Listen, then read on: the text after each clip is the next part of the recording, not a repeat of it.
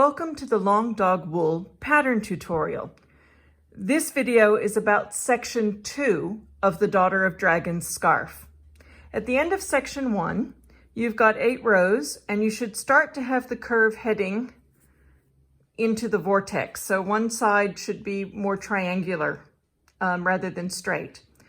I'm going to start the demonstration with the fingering weight yarn to show you the bead, and then I'm going to switch to the thicker yarn so you can see the stitch definition better.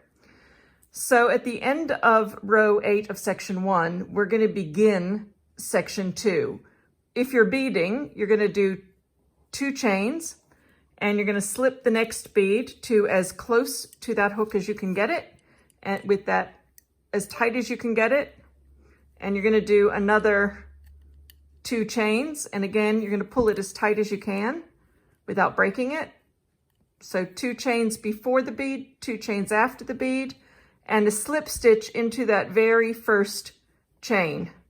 Not the beginning of the row, but the very first chain that you just did. And that will anchor your next bead to the fin. To start the first row of section 2, you're going to slip stitch into the first 8 stitches.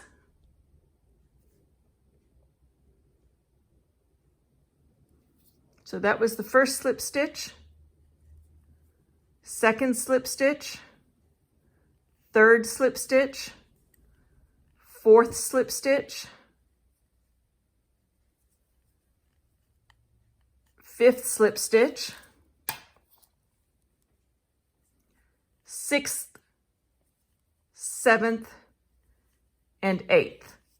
And you're never going to work in those stitches again. And that's what forms the fins on the non-vortex side.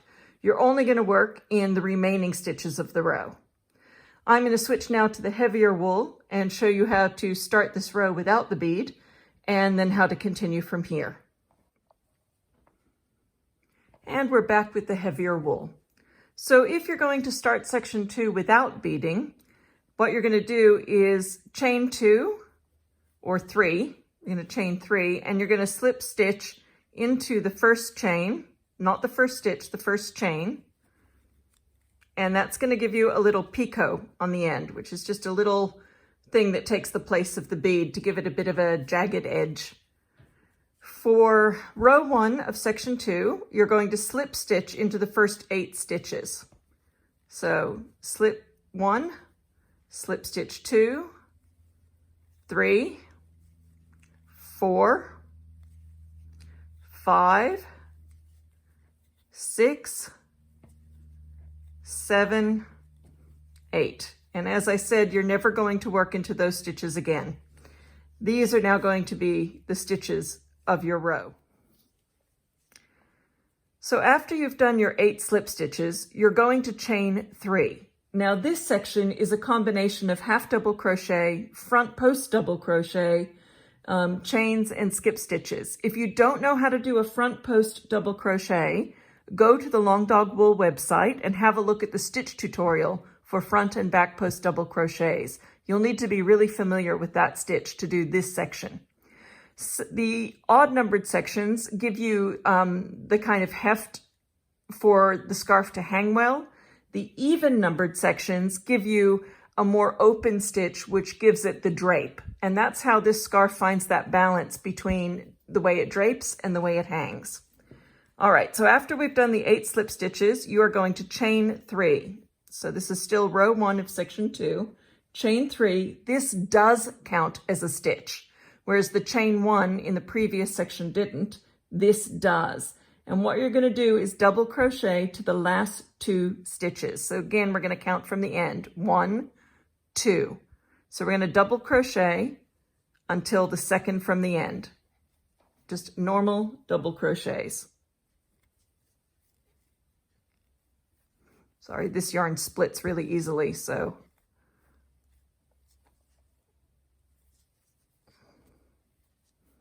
And this is to the second from the end, not the third from the end.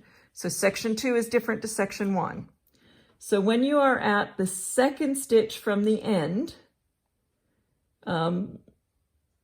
you're going to do a double crochet increase in the next one, which just means 2 double crochets in the same stitch, 1 and 2.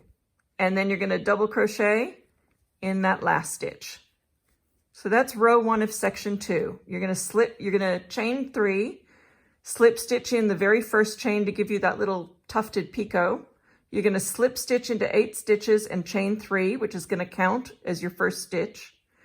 Then you're going to double crochet in each stitch until the second one from the end, when you're going to do a double crochet increase in that stitch, which means 2, and then a double crochet in the last stitch. And that's the end of row 1 of section 2. So to do row 2, we are now going to chain 3 and turn, and that is going to sort of count as a stitch, and you'll see what I mean later. What you're going to do is a half double crochet in the first stitch of the row. What you've now got is basically an increase. You've got a chain 3 that counts as both the first half double crochet and a chain, and then a second half double crochet in the same stitch. So that gives you your first increase on this end. The increases in section 2 are a little different to section 1, and so are the stitches. Then the next thing you're going to do is chain 1, and you're going to do a front post double crochet around the second post from the end. So instead of working in these loops, you're now going to work in the posts. So you're going to do a front post double crochet around the second post. And then you're going to chain 1, and you're going to do another front post double crochet around exactly the same post. And this gives you the second increase of the row. So this is very different to section 1. So chain 3, half double crochet in the first stitch in the loops. Chain 1, front post double crochet around the second post in the row. Chain 1, front post double crochet around exactly the same post in the row. And then you're going to across to the end, chain 1, skip 1 post, and front post double crochet around the next post. So chain 1, you're going to skip the next post, and you're going to do the front post double crochet around the next post. And then you're going to chain 1, skip the next post, and do a front post double crochet around the next post. Chain 1, skip the next post, and do a front post double crochet around the next post. And that should bring you to your turning chain. What you're going to do there is chain 1, and then you're just going to do a half double crochet into that space. Half double crochet into that space. Remember that front post stitches are not as tall, so a front post double crochet is not as tall as a normal double crochet. So to keep your rows even, your end stitches need to be 1 stitch below, so a half double crochet. So that's row 2. Now we're going to do row 3. You're going to chain 3, and you're going to turn. And what you're going to do is a double crochet in that first space, that chain space with the skipped stitch. You're going to do a double crochet into that space there. And then you're going to double crochet into the next stitch. So just like that, you've got your turning chain, double crochet in the first space, double crochet in the next stitch, and you're going to repeat that until you come to the second chain space from the end. So just like in section 1, where we counted 3 stitches back, we're now going to count 2 chain spaces back. So there's your first chain space right there, and there's your second chain space. So you might want to just put a stitch marker there so you remember. You're going to do a double crochet in each space and stitch until you get to that space. So let's put the hook back in, tighten up, and let's do that. Double crochet in the space, not the stitch, in the space, then in the stitch, in the loops of the stitch, then in the space, and then in the loops of the stitch, and then in the space, and then in the loops of the stitch, and then in the space, and then in the loops of the stitch. And now I am at that second chain space from the end. And what we're going to do in there is our next increase. So you're going to do a double crochet increase in that second chain space from the end, which means just 2 double crochets in the same space. And that's your odd row increase. Then double crochet in the next stitch, and that's sometimes hard to find. And then you're going to do your last double crochet in that last chain space. So not in the chain itself, but in the chain space. And that's your 3rd row of section 2. And then what we do is we repeat rows 2 and 3, just like we did in section 1. And then you end on a row 2 for row 8. So counting these rows can be tricky. Your first row is double crochets. Your second row is the front post and chains and skips. And your next row is double crochets. And now you're starting to see the shape take place. So what happens with the increases in the Daughter of Dragons is all of the increases happen on the same edge. But if you're on an even row, the increases happen at the start of the row. And if you're crocheting an odd row, the increases happen at the end of the row and in slightly different places. And this is what starts to give it the vortex shape. So you never do an increase on the fin edge. This is the fin edge. This is where you do the fins. You always do your increases on the curve edge. If you're on an even row, your increases are at the beginning of the row and there's 2 of them. If you're on an odd row, your increases are at the end of the row and there's 1 of them. And that's how you can keep track. And that's why using a stitch counter and stitch markers can really help. So now we're going to repeat row 2 of section 2. We're going to chain 3, turn, and we're going to do a half double crochet in that very first stitch. Half double crochet in the first stitch. You're going to chain 1, and you're going to do a front post double crochet around the second post of the row. So, and then you're going to chain 1 and do another front post double crochet around exactly the same post and chain 1.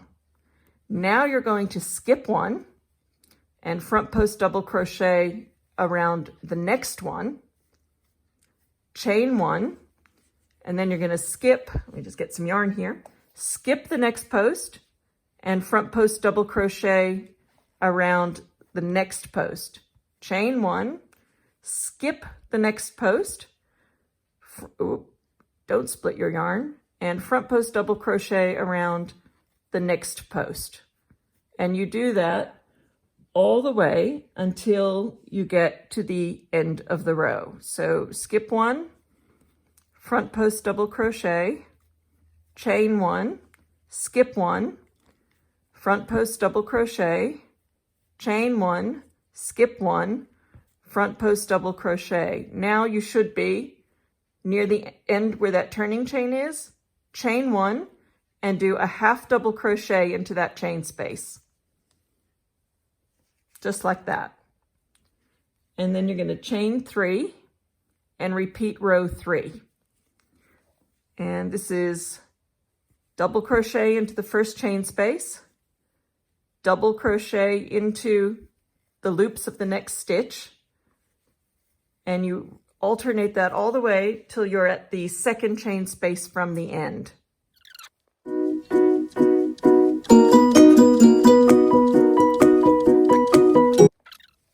And you can see I've got 2 chain spaces left at the end now. I'm going to do my increase here, 2 double crochets in the same space. That's my increase for the repeat of row 3. And then a double crochet into the stitch and a double crochet into the space. And then you are done with the next row.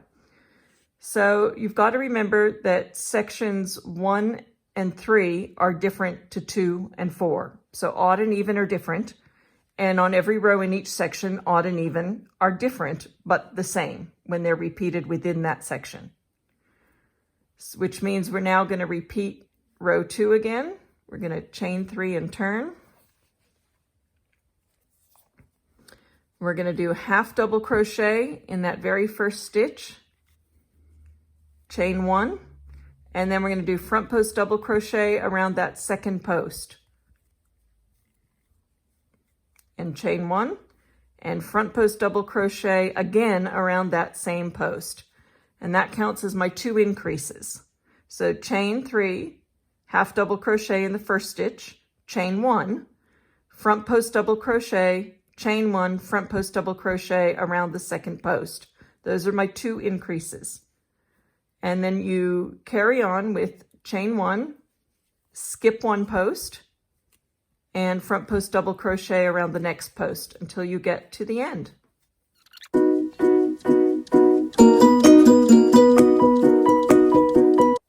Okay, now I'm at that turning chain.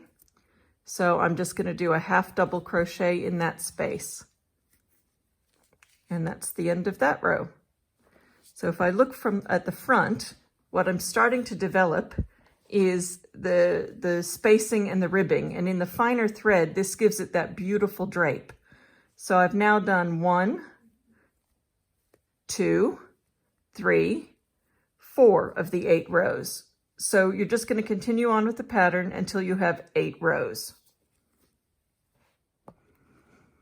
Okay, I'm back. I'm now on row 8. One of the most frequently asked questions I get about this pattern is what happens when you get to the end of one of these rows and instead of skip 1, front post, and then in the space, all you've got is that. You don't have one to skip. If that happens, it's always because of an error in the previous row or 2. What often happens is you forget to do an increase, or when you're doing the front post double crochet and skipping, you either accidentally skip 2, especially in the beginning, or you don't skip 1, or you haven't done the double increase on the even rows and only the single increase on the odd rows. So inevitably, it's because in the last 2 rows somewhere there's an error. And when you're working with the really fine yarn, that error can be really hard to find. But if you ever get to the end of one of these even rows and there aren't a skip 1, front post double crochet, and then the turning chain left, if there's only 1 and this, it's because there's an error. So you can either fudge it and do, the chain 1, front post around that and the half double crochet there. But if you do that too often, it's going to skew your curve. You're far better off looking for where the error is, either in the row before or the row before that, and frogging back and redoing them. It's always because there's an error. So I'm just going to finish this row. I've done my chain 1. I'm going to skip 1, front post double crochet around that, and my half double crochet in that space. And there is section 2 finished. That is the 8 rows of section 2. And you can see the difference between the solid half double crochets and the more ethereal alternating rows of double crochets and front post double crochets with skips. This gives it the heft to hang right, and this gives it the drape. Obviously not in this yarn, but if you're doing it in the finer yarn, it does. But there is the end of section 2.